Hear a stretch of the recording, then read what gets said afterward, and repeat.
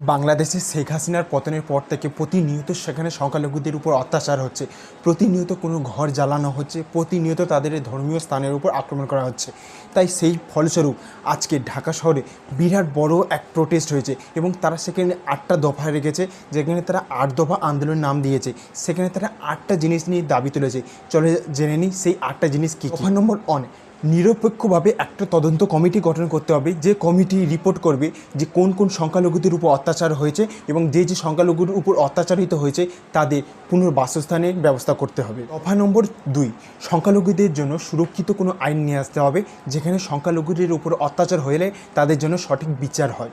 দফা নম্বর 3, সংখ্যালঘু বিষয়ক মন্ত্র গঠন করতে হবে, যাদের কর্তব্য হবে যদি কোথাও সংখ্যালঘুদের উপর অত্যাচার হয় তারা সেই সঠিক রিপোর্টটা জনগণের সামনে তুলে ধরে। নম্বর 4, হিন্দু খ্রিস্টান বৌদ্ধের যে উন্নয়ন ফাউন্ডেশন আছে তার উন্নতি করতে হবে।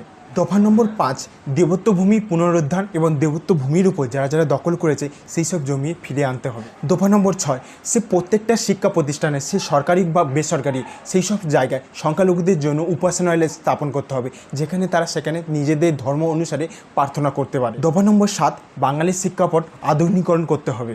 দফা নম্বর 8 এবং অন্তিম দাবি, দুর্গাপুজোর জন্য 5 দিন ছুটি ঘোষণা করতে হবে এবং অন্যান্য যে সংখ্যালঘুদের আছে তাদের বিশেষ ধর্মীয় অনুষ্ঠানের দিনে ছুটি ঘোষণা করতে হবে।